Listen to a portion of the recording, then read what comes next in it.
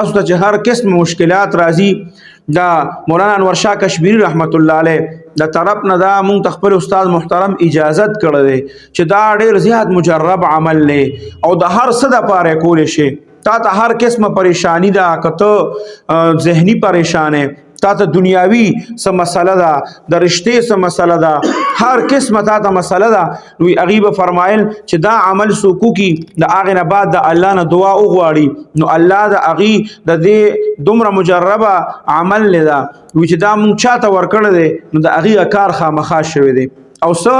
داسې عمل هم نه دی چې تا ته څوک ووایي ژر دا د کوم ځای نه راغلی دی خو د قرآن عمل دی د 2 رکعته نفل کولی وي ښکلې بهترین اودس به وکړې او کېږي ده نه نو مخکې غسل وکړه ښه صفا سوتره او بیا وي راشئ 2 رکعته نفل به وکړې په نفلو چې ودرېږي په لومبي رکعت کې به قل یا ایها الکافرون صورت 10 پیري ووې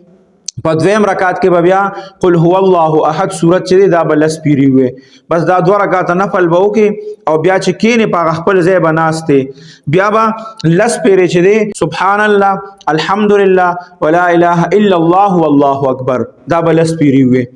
او بیا ورپسې چې دا کومه مونږ دعا وایو په مونځ کې ربنا آتنا فی الدنیا حسنة وفي الآخرة حسنة وقنا عذاب النار دا دعا به 10 پیري ووې او بیا به دعا وغواړئ چې څه دعا د الله نه غواړي او ستا څه قسمه حاجت وي الله به د دې د وجې نه پوره کوي. نو د اعمالو طرف ته ګورې توجه پکاري او اعمال چې سړی نه کوي یاد ساته دا ګورې بیا انسان په مخکې زندګۍ کې ته پته لګي